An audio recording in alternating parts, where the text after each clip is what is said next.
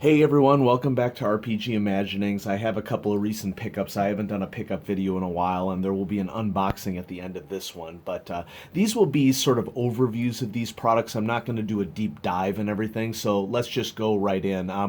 First one, of course, is Call of Cthulhu's Berlin, the Wicked City, Unveiling the Mythos in Weimar, Berlin. And this is a setting book that many of us have been looking forward to for quite some time because 1920s Berlin is sort of what many would consider the pinnacle of 1920s hedonism and living life to the fullest. And so this is the city of cabarets and of an intense development of communism and some really interesting locations. Part of the reason why I was very interested in this supplement was that there's not only a lot of really great historical information here, but it also deals with the LGBTQ scene that exists in Berlin at the time.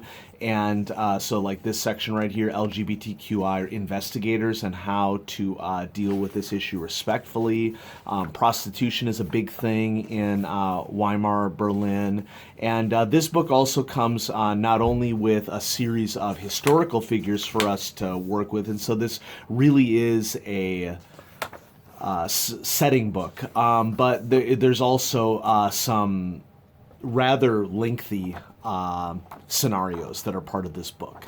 And so I've been really enjoying reading through this and not only learning about the history of Berlin, but I'm very excited to tap into the adventures here. And so just like any book, there's the collected handouts that go with each of the scenarios. But one thing that I want to mention here is that this truly is a setting book and that you get this lovely fold-out map of Berlin that you can use in your games. And so I just think that this is a awesome product, and I'm really looking forward to diving into that. Next, Bayt Al Azif, my favorite magazine, currently has its second issue, and this came out pretty soon after the first.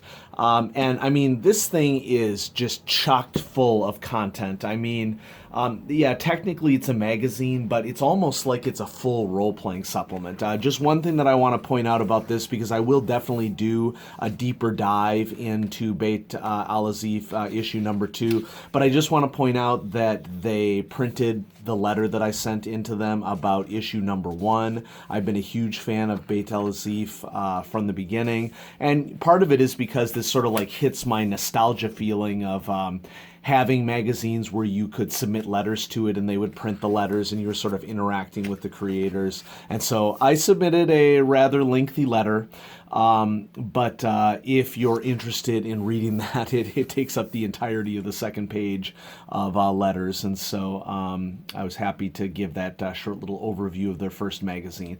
And so you can see right here, RPG Imaginings on YouTube.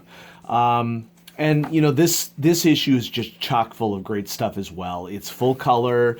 They have a lot of review of Call of Cthulhu products that have happened over the last couple of years. Several scenarios set in really interesting times. They tapped Cthulhu's Roof, the German magazine that had been produced for several years. There's reviews of vintage products, and then we have scenarios. Great artwork in here. I mean, there's an interview with Lynn Hardy, okay, a giant in the world of role-playing games and Call of Cthulhu especially, and so her work on the new Masks of Nyarlathotep and the Scritch Scratch adventure, which was free RPG Day, I think 2 years ago, is definitely worth checking out. And then there's a comic here at the end, but $15, money well spent for a magazine. Bayt Al Azif issue number 2. This is a really evocative piece on the front cover, and so check it out. And then finally, you can see that we have a box here, and what could be going on right here? Well, if you follow the realm of Call of Cthulhu, you know exactly what this is. But for those of you in the audience who may not, there was recently a product that was released for Call of Cthulhu that I'm now at a point where when a new product releases that I really want, I'm grateful to be able to order it immediately. And, whoa, there goes the stand, but not quite. That was close. And so we have excellent Chaosium packing, as always. This is from their fulfillment warehouse. And once again, it's this usual package within a package sort of situation. And so this is like a double unboxing. It's 2 unboxing for the price of 1. We got to keep the comedy high on this, folks, because there is something that is a little asinine, about doing this. But here we go. What do we got? Call of Cthulhu: A Cold Fire Within. A mind-bending campaign for Pulp Cthulhu by Christopher Smith Adair.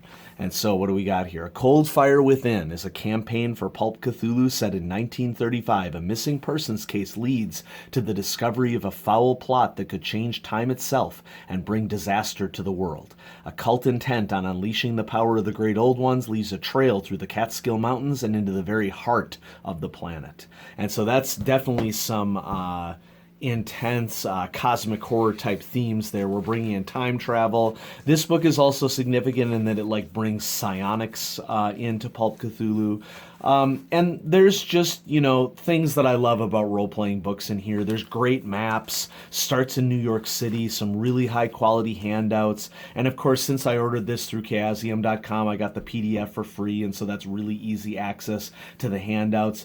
We have running round the ring here. I mean, I don't want to spoil the game too much, but there's just a lot of really good artwork and maps and situations in here that you could run the game itself. I found personally that Pulp Cthulhu is very easily ported to Classic Cthulhu.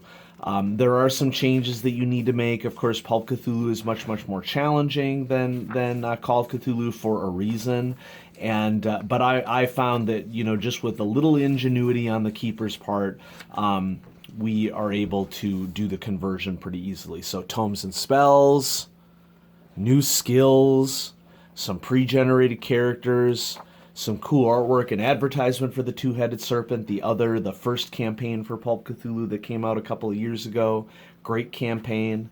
I've already run portions of this with my players, and they haven't even realized it yet because I'm picking and choosing what I need. But there we go, the most recent acquisition, A Cold Fire Within for Pulp Cthulhu.